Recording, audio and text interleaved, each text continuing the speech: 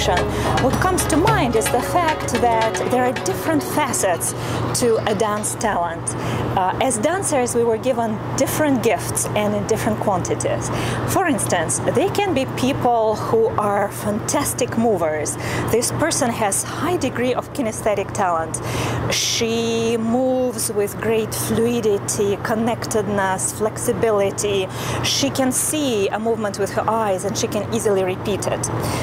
This type of person, this talent is similar to the talent of an artist who can see something and do freehand realistic portraiture, for instance. It's the same thing. The eye sees and kinesthetic ability allows this person to move this way. Then there are people who are incredible choreographers. They can create whole tableaus, have a whole works of art from different moves, different bodies, different visions. Then there are people who are visionaries, who have true artistic, poetic ability, seeing the trend, being able to create imagery that transports us, that transports us and transforms the dancer. Finally, there is instructional talent. There is a talent of being a really good teacher. There can be this fantastic, incredible dancer you met at a party. She is an incredible mover. She dances like a goddess. Her body moves in a way that you're just amazed. Where else is she dancing? Well, maybe she's dancing at this hookah lounge and at this bar mitzvah, and 10 or 15 years down the road, nobody remembers her. Nobody knows where she is because she never employed her talent to leave a mark on the artistic scene, to create works of art. She's just a dancer, a performer. Another example, there can be a person who is an incredible choreographer, sophisticated, everything comes together, everything looks incredible. Is this person necessarily a good mover?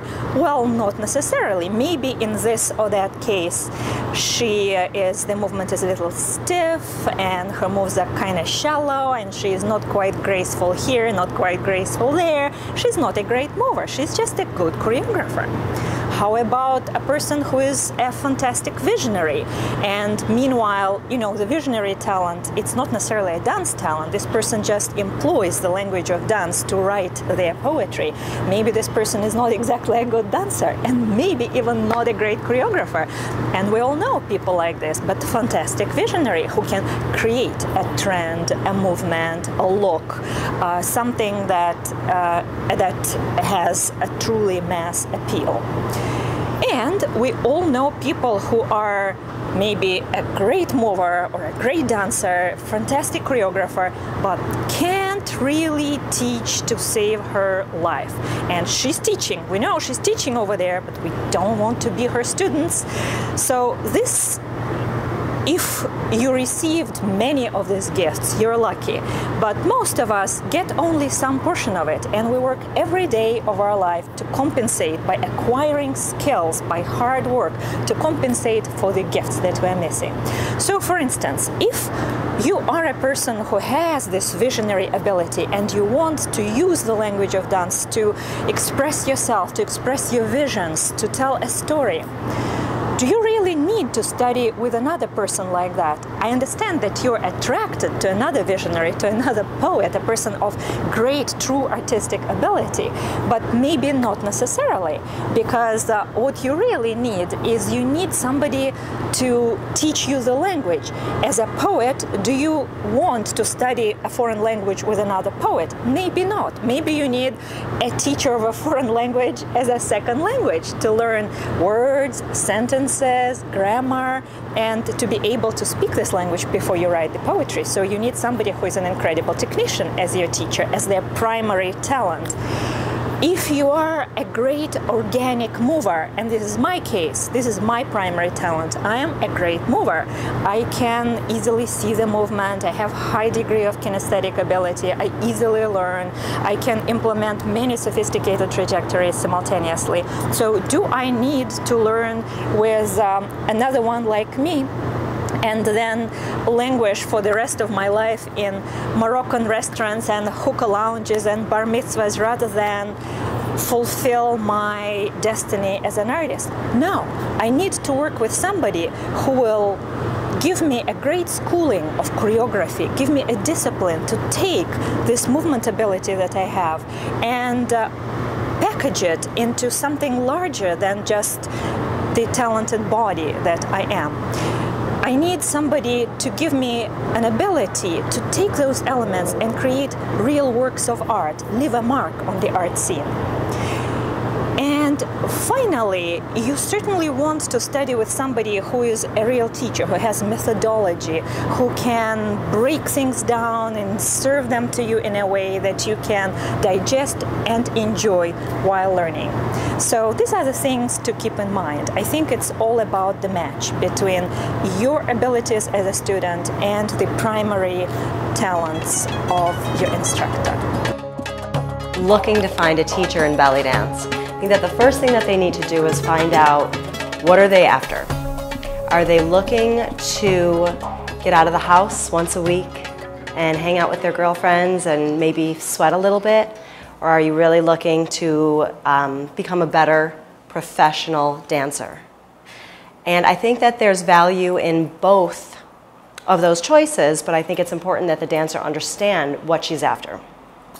For me personally, I always wanted to excel as a professional dancer, so the types of traits that I'm about to describe are the ones that I was always looking for. First, I think it's important that you find a dancer that moves you. When you watch them dance, you can barely contain yourself in your seat because what they're doing is just so gorgeous and you want to learn it and you want to get up and you want to do it, right? I think that the second important thing, right, you have to have a great dancer. The second important thing is that teacher has to be well educated. That is from a physical perspective, your teacher has to understand what's safe, how to modify for injury. I think that your teacher has to have some basic awareness of music, history, dancer history. And I think that your teacher also has to know how to work with different types of students because people are going to learn differently. And third, I think it's really important, and it might be the most important thing, is that you find a teacher who knows, who understands that their job is to make sure that everybody in the classroom can become more successful than the teacher herself. So this is a lot about removing the teacher's ego and providing the student with all the tools that they need in order to succeed. And from there, I also just want to mention that I think that there's a difference between a teacher and a mentor. When you engage in a mentor relationship with someone, I think that it requires all of the aspects that I just mentioned for a teacher. But you're now getting into a really personal relationship with someone. And I think it is very important that you find someone that where there's mutual trust and respect. Because you are walking blind and you're holding on to someone's hand. And you have to respect them and trust them enough to take the next step. And they have to respect and trust you enough to take you where you need to go. And if that respect and trust isn't there, they're going to take you where they want you to go. So I think, you know, if you keep these elements in mind when choosing a teacher and a mentor, I think that it will lead to a very successful dance career and really help ignite your art and your craft. When you're looking for a really good instructor, I think it starts with 3 separate yet equally important elements. You have, of course, the dance skill set, you have a performance skill set, and you have a teaching skill set. And we need to be a little flexible here because not everyone is going to have all 3 skill sets in equal measure. Some people just are amazing on the dance floor, but you get in the classroom with them and you're a little bit unsatisfied because that teaching skill set maybe isn't as great right now. I mean, it could evolve in the future. And there are other dancers that are perfectly competent, but maybe they're not like supernova when you see them perform. Yet in the classroom, they are just a brilliant conduit of information, and they totally transform your dance, which is actually what you're paying them for. So separate but equal, and keeping in mind, they might not all come together in the same package, but all of these are very, very valuable skill sets. So you do want to find the teacher that's got, like, the highest markings in all 3 levels that you can. Another element that I think is really important is who taught the teacher. Some people find this very old-fashioned, but to me, there's 2 really great points of value in this. The most amazing amount of raw talent in the world is better when it is refined, when it is honed by teaching, by instruction. Look at Olympic athletes, right? Look at a diamond. Diamonds are at their most beautiful when they have been cut and when they have been polished. So it's an enhancement of, an innate dancing skill set is some great instruction. And the other very valuable aspect to this is when that very well-trained dancer makes the transition to become an instructor, they are bringing this wealth of material into the classroom with them. So they have already, one hopes, been exposed to wonderful techniques and teaching strategies that are going to improve your dance. And that's just something you really want to be able to take advantage of that. I guess things we would think of more readily, a very good instructor will be punctual.